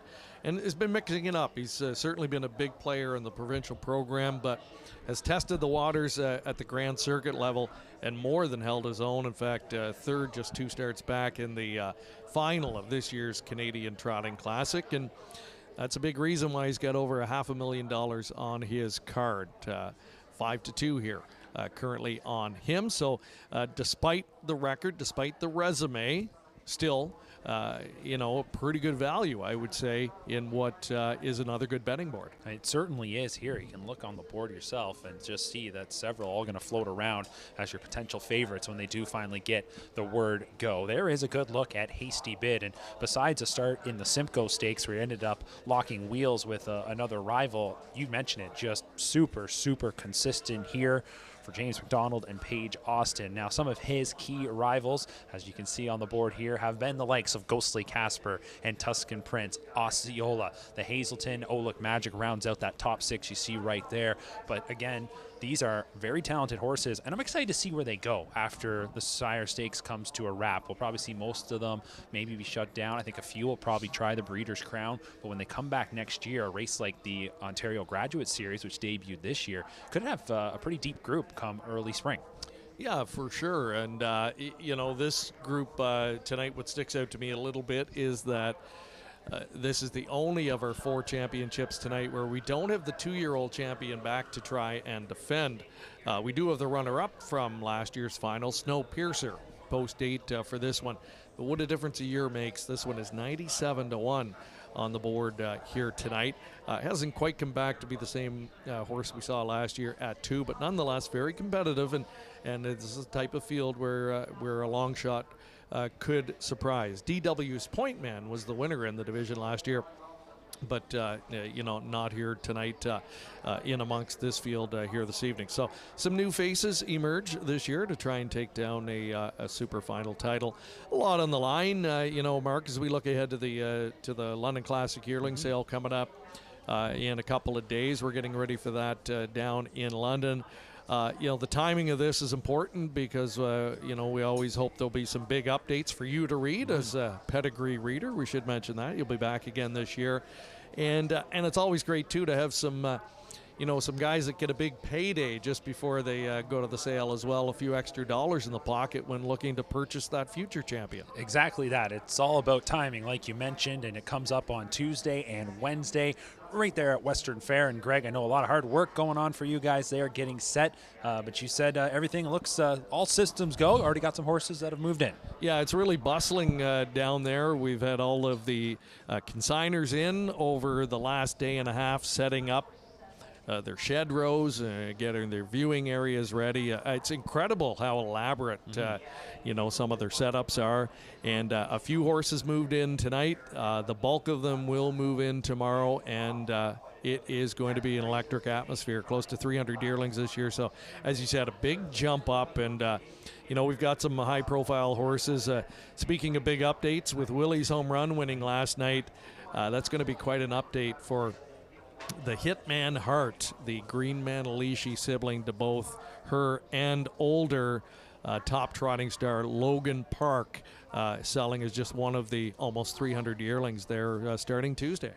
Well, some might ask, how do you decide what to read off the page? But I'll tell you this, when you've got a sibling to one of the super final winners, that's all you pretty much have to say when it comes time for that horse to come in to the ring. All right, We're going to put you on the spot once again, Greg. Where are we going here? All right, we've got to try and get a bit of a price again, so I will look for some value to the post-4 starter, Ghostly Casper. We'll see if this one can pop back up with a win at 7-2. And I go with one of the co-favorites, all back number 7, Hasty Bid. All right, here we go. The field of 10 is lining up. Once again, we go up to Chad with the call of the super final for the 3-year-old Colt Gelding Trot. Well on the Hazelton, 7-2 on Ghostly Casper and Osceola. It's post time for the Ontario Sire Stakes Gold Super Final. Here come the 3-year-old Colt and Gelding Trotters. And away they go. They're off and trotting and off stride the Hazelton. The Hazelton jumped it off as the gate got away. Leaving out of there down the center, Musical Ride, Osceola, Hasty Bid, forwardly placed as they're 3 wide in front of us. There's the pole sitter, Oh Look Magic away in 4th. Looks like a good fella's going to take back to 5th. Waz driving out on the outside with Tuscan Prince, trying to find a seat. Doesn't have one now. He's going to have to continue to drive on after leader Hasty Bid, who has taken over through a 26-4 opening quarter. Hasty Bid with the lead, but Tuscan Prince will take over the front. Osceola in 3rd. Musical Ride trotting 4th. Oh Look Magic from 5th. Ghostly Casper parked on the outside 6th as McNair right lines with Osceola from the 3-hole going after leader Tuscan Prince. Back in 7th, we've got Looks Like a Good Fella. Break of about 5 lengths to Snowpiercer, then Passerino, and then further back to the Hazelton, who had that early miscue. The half was reached in 55 flat. Tuscan Prince with the lead. Osceola on the outside can't get by. Hasty Bid gapping in the pocket 3rd. Ghostly Casper on the outside is catching up to his cover. He's still got plenty of interest and a big hole to Borthen. He's now moving forward as McNair is able to slide down to the deuce. Tuscan Prince with the lead. Ghostly Casper on the outside, though, getting to him. Osceola 3rd. Hasty Bid's going to have to find more. Then Musical Ride on the outside. Oh Look Magic making a wide move. In behind them, Looks Like a Good Fella. 123-4 to 3/4. And it is Ghostly Casper taking over the lead. Tuscan Prince trying to battle back. Up the inside is Osceola. Here comes Musical Ride closing as well. Hasty Bid's got a clear seam now, but it's Ghostly Casper getting the jump, and Borth with a big win here. It's Ghostly Casper by 5. He's a super final champ. It's Ghostly Casper over Tuscan Prince and Musical Ride in 1:53. So there it is for Tyler Borth. It's been a breakout season moving on to the Woodbine circuit, and he wins a super final, taking the 3-year-old Colt Gelding Trot with Ghostly Casper in what was an action-packed affair. A big battle up front between Osceola, who was trying to get around Tuscan Prince. Hasty Bid following very closely to them, but then Ghostly Casper just kind of getting towed up and kind of grinding a bit on that far turn and just powers away to victory. Yeah, being able to follow the cover in the middle half of the race, so by the time Osceola went down to the pylons and left him uncovered, he was still relatively fresh and brave out there. And one thing Tyler Borth is good at, when you watch him drive, he can keep a horse brave. He keeps the bit in their mouth, as long as he can, and that's something that he's really mastered, especially in the last couple of years. And we've talked about the horses, trying to put the exclamation point on a great season, or really stamp themselves. And for driver Tyler Borth, what a moment this is, because he's proven in the last few months that he can fit here. He's made the transition, but now this just solidifies it. He wanted that victory here. This was the kind of horse that you pick up late in the season and your eyes probably light up. In his case, 3rd time he drove him, 3rd time's the charm. He was the runner-up in both of his previous starts sitting behind him, and Ghostly Casper ends up winning this one by about 5 lengths, as track announcer Chad Rosema did call it. Tuscan Prince hangs on for 2nd here, and that was a well-earned 2nd. It's probably one of those where Louis was looking back on it going, if we hadn't got pressed like that, how does this race turn out? Yeah, Louis in one of those zones right now. It's just hard to discount him with any horse from any post position. And here's a good example of it. He put Tuscan Prince right up into the race. He's driving with confidence. There's no indecision in his game whatsoever. And I think that's translating to the horses that he's driving.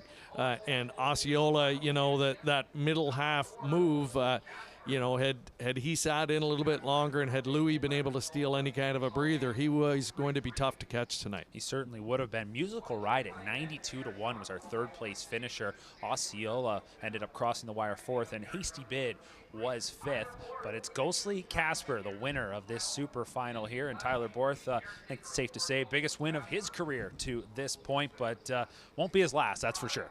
I don't think so, and probably the first of a few super final titles that he will win before all is said and done. Still a young guy, and has a lot of upside left in his career, and he's got a good demeanor. You saw that in the interview.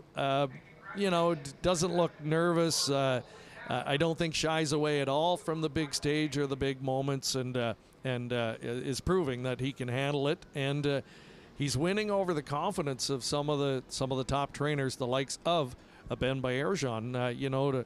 To put Tyler up from a good post here with a colt like this when you're going for $300,000, and that confidence was justified. How about Ghostly Casper? Here's a horse that never won at age 2, was 0 for 12, made over $200,000, did have 6 runner-up finishes, looked like the kind of horse that maybe just never would get over the hump.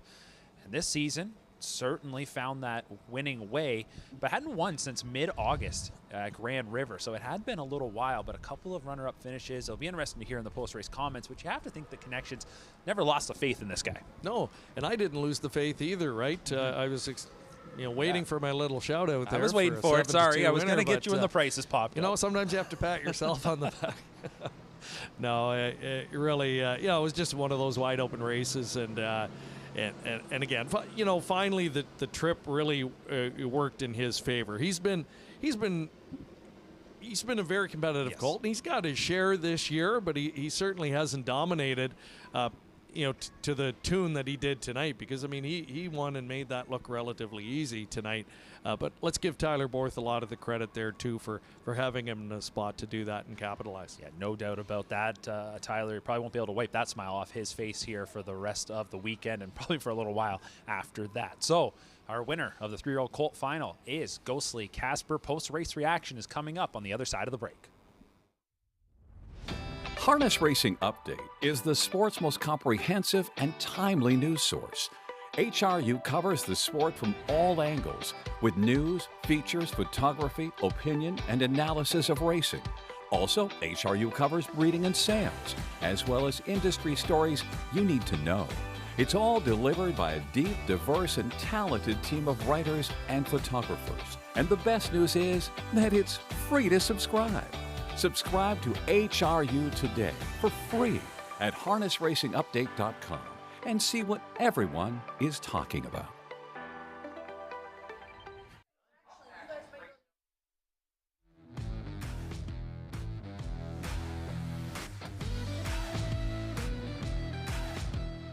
All right, here are the prices from the Super Final for the sophomore Colton Gelding Trotters and Ghostly Casper. A $12 winner. Again, there's a lot of good horses racing here tonight. Horses that you probably wouldn't get this price all the time, but you do in this case with Ghostly Casper. Yeah, you don't see this too often on Super Final night. We've mentioned before that on Grassroots Championships night, that's usually ultra competitive, and there's a mix of long shots and value players. A lot of times in super final nights, it's kind of feast or famine. It's it's a very chalky night, or horses that that you couldn't see coming at all. Tonight, it's just really good value. A lot of good horses are winning, horses that have good form, but you're getting well rewarded, in backing them. And here's another good example of it. To me, the top 4 in this division, you had Ghostly Casper, Osceola, Hasty Bid, and then Tuscan Prince. They've been the top 4 all season long. 2 of them finished 1-2, and it's over $100 for a $2 exacta. So, again, good value here tonight. Time to catch up with the winning connections of Ghostly Casper.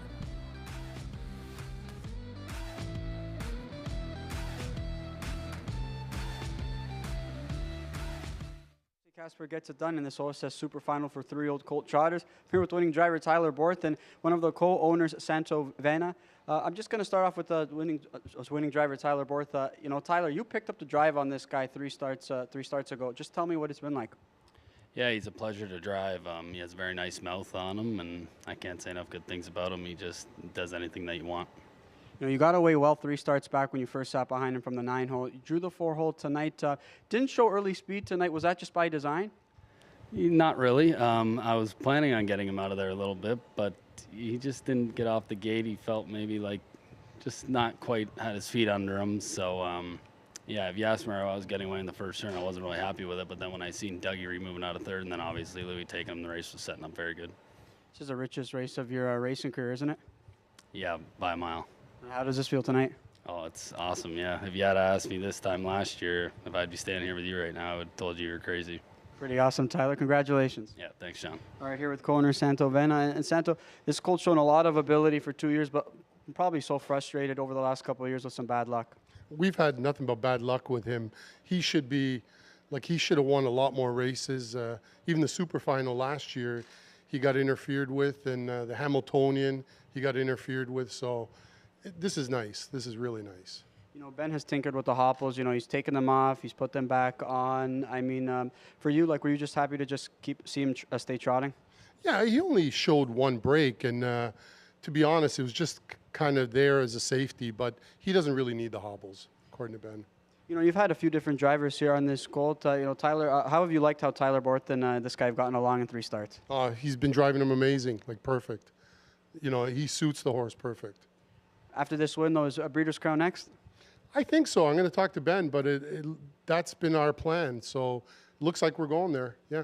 Congratulations, Santo. Thanks a lot. I appreciate it. All right, go see Casper, Tyler Borth, Ben Baerjean. Get it done in this OSS Super Final. All right, so congratulations once again to the winning connections of Ghostly Casper. That's 3 of our 4 super finals now in the books. And coming up next, they call this division the Glamour Boy division, the 3-year-old Colton Gelding Pace. And one of the standouts all season long has been Stockade Sealster.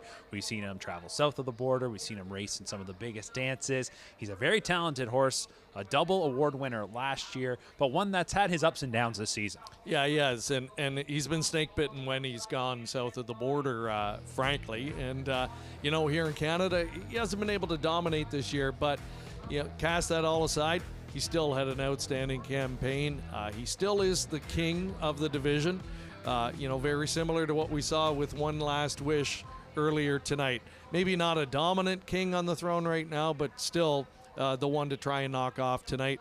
And if he wins it, then he leaves no doubt. No doubt about it. Now, his last start didn't go as planned, but here he comes in tonight. Again, probably the horse to beat. Let's take a closer look at Stockade Sealster.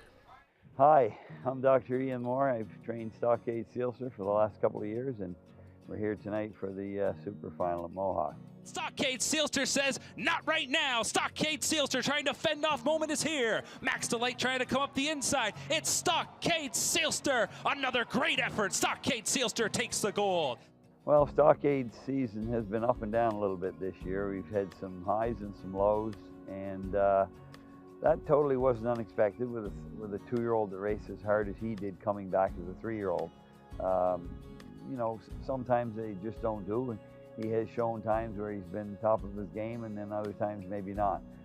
His last start in the last Gold, he hadn't raced for a month, so that might have affected him a bit. I trained him here yesterday at Shamrock, and I expect and hope that he'll be a little bit better tonight, even in spite of the post position that he's drawn for the Super Final here. Winning the Super Final as a 2-year-old would be nice to win it again as a 3-year-old. We've had that with at least one other that I can remember. That was Percy Blue Chip, so I hope that Stockade will fill those boots as well. The provincial program in Ontario is one of the best now in all of the jurisdictions, especially when we're going for almost 100,000 in each division now.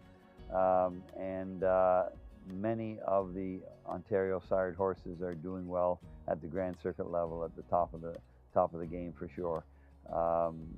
Stockade winning the Metro last year was a prime example, and there's been many others, Logan Park, and so many others in recent years.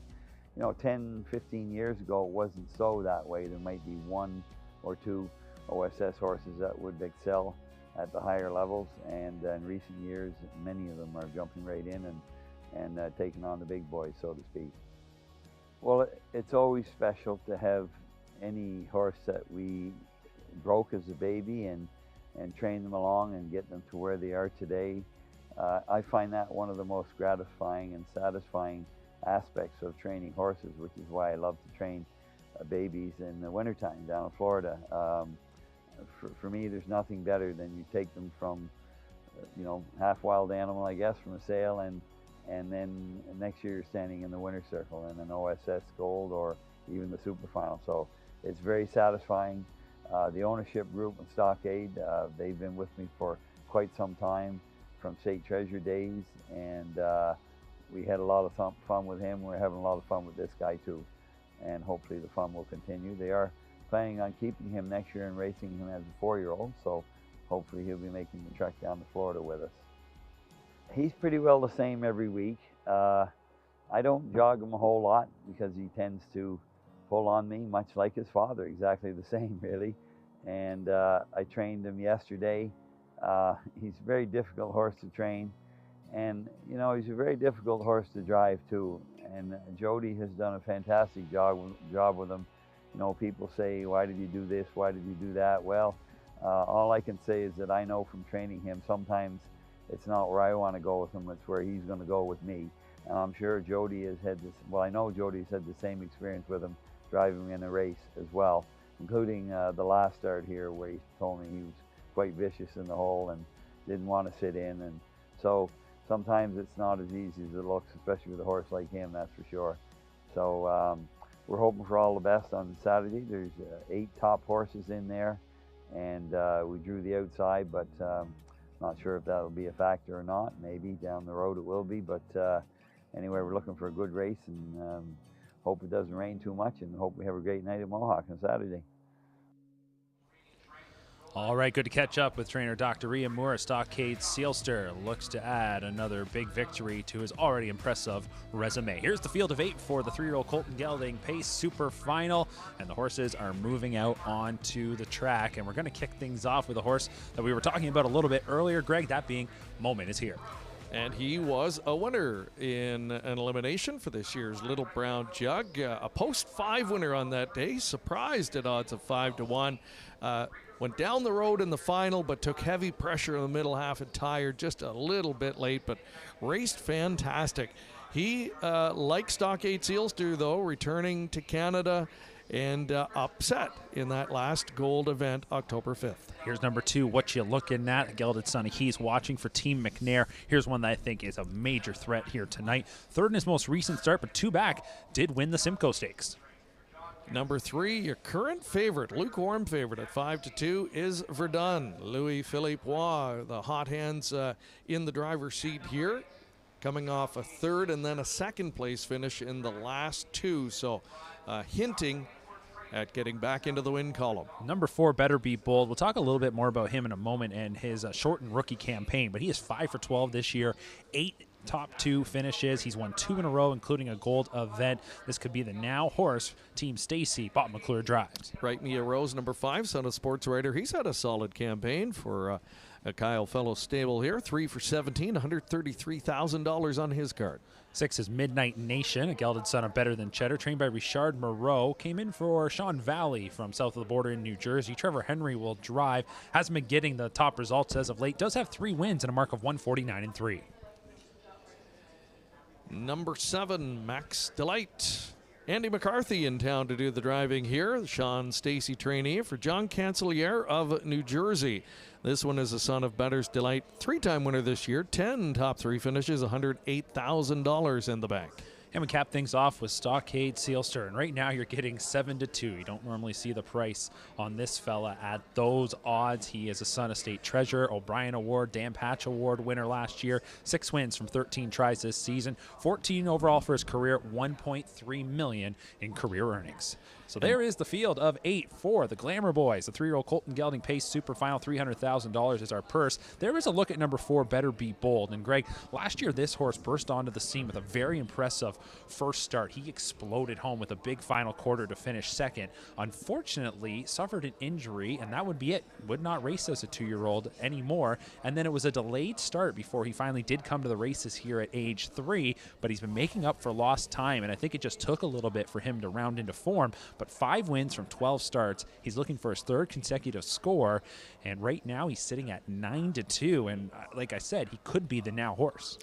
I think he is, especially what we've seen in the last couple of starts. We're seeing those flashes of brilliance that we saw early in his career. And last time rallied from 7th with an electrifying stretch kick to win on that occasion, upending Verdun, who will leave a couple of doors down. Another great betting board, though, as you said, maybe a fickle betting public here. You've got Stockade Sealster. At certain points in the season, he'd be 1-9 in here. Tonight, you're getting 3-1. Well, Robert Reed Jr., he's a sharp handicapper. He is the Horse Players Journal author here at Woodbine Mohawk Park, and want to bring him in right now. And Robert, what do you make of this group? A field of 8 right now and an ultra-competitive betting board. It really is, a little more competitive than I thought it would be, because I thought that Stockade Sealster would get more respect. It's starting to come for him now, right down to 5-2. But, if you told me he'd even be 5-2 in here, I would have been shocked. I think this looks like a great spot for him to rebound. He had been off for nearly a month going into his latest, now racing back on more of a regular schedule. And, I still think he's the boss of this division, and I think 5-2 is an overlay. I really do. Earlier on when he was 7-2, as high as 9-2, I said, wow, I was kind of looking at my chops here, looking for my HPI bet account, because that to me was just outrageous. But starting to kind of equal down to where he should be right now at 5-2, but I think he should go off even at a lesser price at post time. Well, yeah, looking at your journal here right now, Robert, you had the 4 Better Be Bold slotted in for 4th. That's the one I'm probably going to back here, but you went Stockade Sealster, Moment is Here, what you looking at, Better Be Bold. Do you think there really is much separating this group? I do. I think that Stockade Sealster, is, like I said, still the boss of the division, but, if for whatever reason his A game doesn't show up tonight, that I do think it kind of becomes a wide open event. But those other 3, obviously the ones I noted in the Horse Players Journal, are the ones I go to. And Better Be Bold was one that last year, in that one start at 2 was electric on the end of that mile, finishing 2nd on that occasion. This year, 8 top 2 finishes from 12 starts. And really the problem is, though, he's going to need a hot pace, right? He's one that typically comes from out of it. If he gets the right things happening up front, he might get there. But I've also noticed him be a little bit erratic sometimes in the stretch. So I can't really back him with confidence, but if you like him, you're getting decent value at 9-2. All right, Robert. Well, I think we can probably agree with you here, though. If Stockade Sealster brings his A game, Greg, he is the horse to beat. There's no doubt about that. He could be one of the best. Confederate, It's My Show, Cannibal, those horses south of the border. what they're doing is remarkable, but he's not that far off, really, when he's on his A game. Yeah, well, I look back to the Meadowlands Pace elimination, talking about the hard luck he had south of the border. There's a night where he was sitting second, turning for home. He looked like he was gearing up. I don't know if he was going to be Confederate. I'm not saying that, but I think he was going to be second for sure, second or third, and would have been a player in the Meadowlands Pace final. He was swelling up in the pocket that night and going probably the trip of his life at the time when he rolled off stride. So the good thing about, or good news for him, I think, is he kind of has a nose for the big money here at this venue. He's had his best races when it counted the most, and the Metro immediately comes to mind last year. No doubt about it. There is a look at Stockade Sealster and Jody Jamieson, and Jody, again, big money driver. We all know that. Robert mentioned it, Greg, about the potential for a hot pace. Do you see it here? Yeah, I wouldn't be surprised, because it just is so competitive. There's no horse that's going to, I think, dominate or intimidate the rest of the horses into taking a seed early. So because of that, I think some will, want to get their horses in play here. I think a lot of them are coming in here quietly confident, and that's exactly what you want to see in a race like this. And so are you sticking Stockade Sealster? I am. I'm going to stick with the champ. I think he defends. I'll go with the 4, Better Be Bold. All right, here we go. A field of 8 is lining up. The final, super final for 2023. Let's send things up to Chad with the call. Provincial trophy to his resume. 5-2 on the 2. What you looking at? 9-2. Now 4-1. A Moment is Here and Better Be Bold. Great showdown coming up. 8 of them are on the gate, picking up speed. Gold Super Final. 3-year-old Colt and Gelding Pacers. And there they go. They're off and pacing down the center. Right Mia Rose leaves out of there quickly for Filion, and Tetrick pushes the gas pedal on Moment Is Here, and Moment Is Here will control it. Driving out in third is Stockade Sealster for Jamieson. Looks like he'll sit briefly, at least, into that opening turn. Just ahead of Max Delight, who gets away fourth. What you looking at, the fifth one, followed by Verdun. Then it is Better Be Bold, and the trailer is Midnight Nation. Moment Is Here, cuts it out, heading to the opening turn. 27 seconds first panel. Right Mia Rose second, soon to be third. Stockade Sealster gets his cue. Jamieson's got him on the move, and here comes Stockade Sealster after leader. Moment Is Here, who won't tussle. He'll let him take over the lead so he can ride the helmet. It's Stockade Sealster now taking over. Moment Is Here, the pocket sitter. Right Mia Rose in third, followed fourth by Max Delight. What you looking at, the fifth one? Verdun in sixth. Better Be Bold seventh, and the trailer eighth. Midnight Nation single file up to the half, 55-2. Stockade Sealster's got a 2-length lead on Moment Is Here. He's two clear of Right Mia Rose. Then Max Delight fourth. What you looking at, continuing fifth. 3 more lengths to Verdun. Starting up is Better Be Bold, the trailer Midnight Nation. They're heading to 3/4. Stockade Sealster's with the lead. Moment Is Here, though. He's right there on the helmet now in second and ready to pounce. Right Mia Rose third. Max Delight fourth and edge to the outside. Here comes Better Be Bold getting into gear. 123 and 1 3/4. Stockade Sealster will try to fend them off. Here comes Moment Is Here out of the pocket, and Tetrick calls on him. Then 3 wide pass shown to Max Delight. Right Mia Rose is in behind with pace, nowhere to go. Moment Is Here has got the lead. In behind, Right Mia Rose, Max Delight, Stockade Sealster. Moment Is Here has got his gold moment. It's Moment Is Here over Right Mia Rose, Stockade Sealster, and Max Delight in 150-2. And there you have it. Moment Is Here captures the super final. Tim Tetrick for trainer Bob McIntosh as Stockade Sealster made the move just after the quarter up to the lead. And track announcer Chad Rosema said it. Moment Is Here and Tetrick, they were just going to hand off that top spot and ride in behind, and they muscle on by to get the victory. And when you team a top driver with certain horses, sometimes they click, and it appears that is the case with Moment Is Here. Tetrick jumped up behind this guy in the Little Brown Jug elimination. It was a bit of a surprise win for the betting public anyway on that day when he captured his elimination in impressive fashion. And then, he drove him aggressively in the final of the Jug, which you have to do. You have to try and capitalize in your post position. He raced fantastic. Bit of a subpar effort last time out, middle half move, and then he faltered. But tonight, works out the pocket trip, and you could tell on the last turn, this guy was really swelling up, and he's blossomed into a very, very nice 3-year-old colt, and another good credit here for All Bets Off. In his second, with the second full crop here in Ontario racing this season, they made a pretty good splash last year. But I think, his progeny have even stepped up a notch here, especially in the Ontario program. I would agree with that. We saw a pass line last night. Now we see Moment Is Here victorious in a final time of 150-2. So for Tim Tetrick, maybe changed his weekend plans when he got the call from Bob McIntosh to head up north and race here at Woodbine Mohawk Park. And at the end of it all, he does get that big victory with Moment Is Here. Obviously sending our well wishes to Bob McIntosh as well. Suffered a fall just ahead of the Little Brown Jug and did require surgery, but this will put a smile on his face. This, usually helps the healing process, right?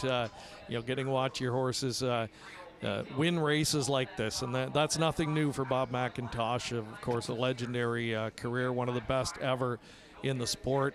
And he's just got another good one on his hands here, and Moment Is Here. Tim Tetrick going to put the beautiful white OSS ball cap on here, as with all the connections in the winner's circle.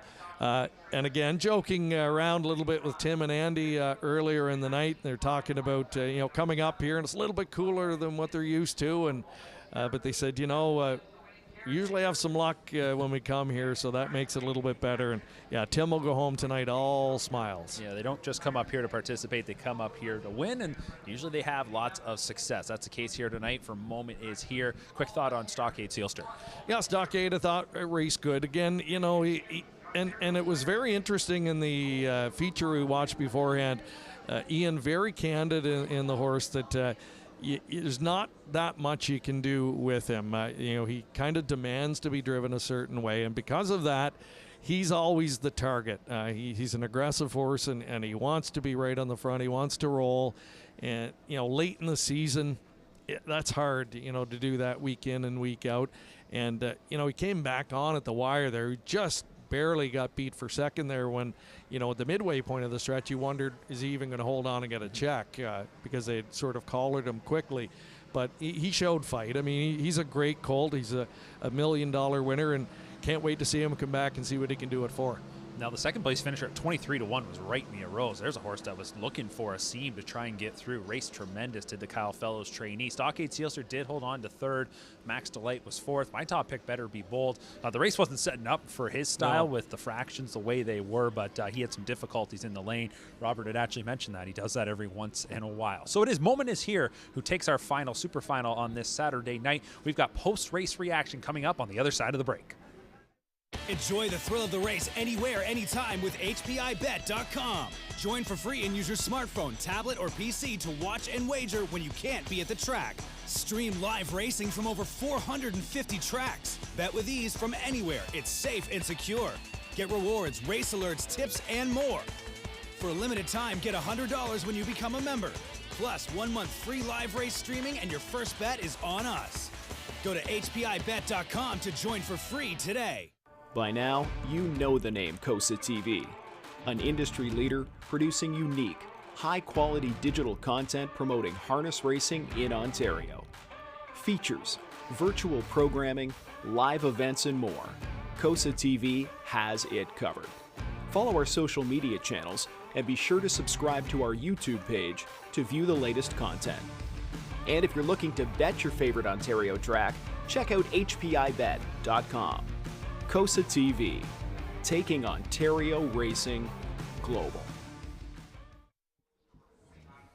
All right, welcome back here to Woodbine Mohawk Park, just outside the paddock here. Mark McKelvey along with Greg Blanchard. Moment Is Here takes the super final in the Glamour Boy division, and again, the theme of good value rings true once again.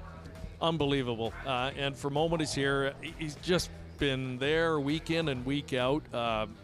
Maybe the one of the most consistent, certainly over the course of the last 2 seasons in the program.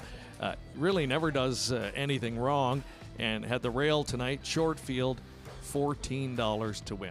Incredible. It's something, isn't it? I mean, we'll have to do the quick math in a moment, maybe during the interview here, but the average win price in these super finals here tonight, probably right around this. It was something remarkable. So Moment Is Here caps off what was a fun weekend of super final action. Tim Tetrick was one of those, the visitors coming in for the super finals. We're going to hear from him in just a couple of moments, likely part of the ownership group as well from Moment Is Here. We're just waiting for the cue from our friends here at Woodbine. As we know, John Rallis is standing by in the Winners Lounge with the connections of Moment Is Here. We'll go there in just a second here, Greg, but as we start to wrap things up, any takeaways from what we saw here tonight? Well, yeah, I think it is the competitiveness, the value that you had. It was a horse player's dream, and a great night just to be a fan of the sport, because you got to watch the stars do their thing. We had a mix of some upsets and some of the expected horses coming through here tonight. But no matter who was winning, the horse players were getting well rewarded here tonight at the windows, and that's exactly what you want to see. So over the course of last night and tonight, I think they put on a great show, and it really, again, just solidifies the stature of the OSS program. All right, let's go to John Rallis. Pacers. I'm here with the winning driver, Tim Tetrick, and co-owner Marv Chantler of Mardon Stables. Tim, I'm going to start with you. You got the chance to drive Moment Is Here in the jug eliminations and in the final, obviously. What was it like when you sat behind him there, and what about tonight? I really love the horse. Bob called me there going into the jug and said he had one he thought would be good on the half, and he was totally right. And, hopefully, Bob, you get better soon. But, I really like the horse. He's quick on his feet. He can leave the gate good. And, today we got a really good trip, and he finished it off. Sometimes, obviously, 2 heats is tough on any horse. Were you worried after that final heat? You won a big mile that time out. Were you worried about maybe tonight? How did he feel sitting in the tool? Were you worried that maybe he was just going to fall a little short? No, he felt really good. I got right where I wanted to be. Off the rail, I only had to go 27 to get that spot. And when Jody come, my horse settled really good and just tracked him really well. And when it was time to go, we we pulled and horse did the rest. I didn't fall off. At least it wasn't a wasted trip here to Canada. No, I was beginning to think I was just bad luck up here, but luckily we got it done, and thanks again to Bob and all the connections. Congratulations, Tim. Thank you, man. All right, here with Marv Chandler. And Marv, this is Colt's first win here at Woodbine Mohawk Park. I think you got it done over at Flamborough Downs. Good trips. How frustrating has it been, watching this Colt with some of the trips he's had? Well, when I look at his purse earnings, it hasn't been very frustrating at all. He's a nice colt, and certainly I want to say hi to Bob. Bob's still in the hospital. He missed getting in the circle for the Little Brown Jug, and he's not here tonight. His cousin Al, co-owner, is here, and he's just a nice colt.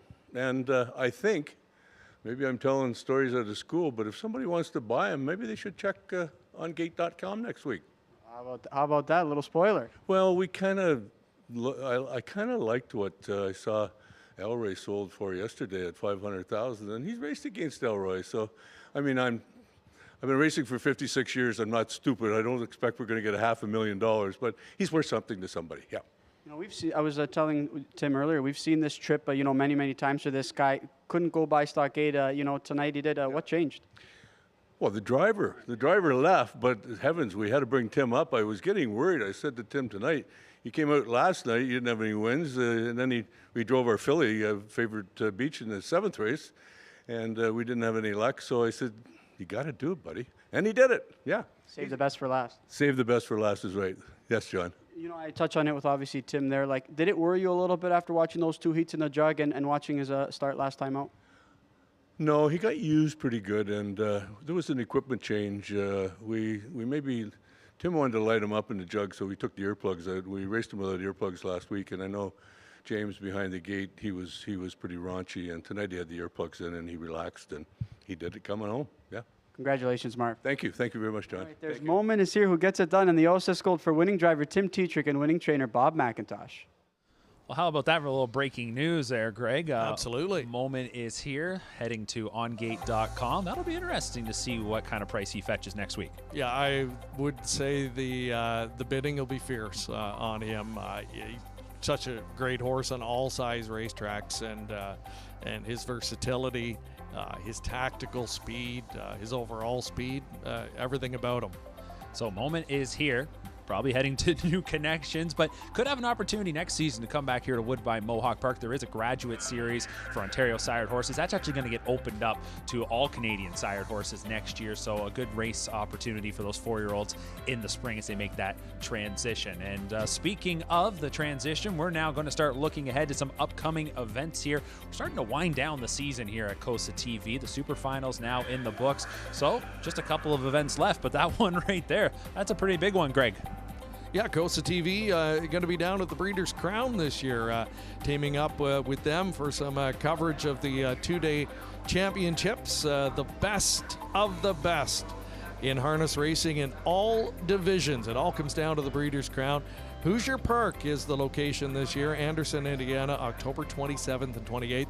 And we'll be back in London, December 10th, our final show of 2023, the annual Christmas Driver Challenge. And that has become a fun annual event as well. And speaking of London, again, just want to quickly remind everybody that the London Classic Yearling Sale, 2nd edition, coming up starting this Tuesday at noon. Tuesday and Wednesday, almost 300 yearlings going through the ring. Yeah, really looking forward to it. Happy to be part of the team, Greg. You guys have done a fantastic job getting everything prepped. Looking forward to getting into the Forest City come Tuesday. If you see us at the sale, make sure to stop by and say hello. So that is going to do it for our coverage of the 2023 OSS Super Finals. We hope you enjoyed this great night of racing action. Another Sire Stakes season is in the books. We'll talk next time here on Cosa-Tv.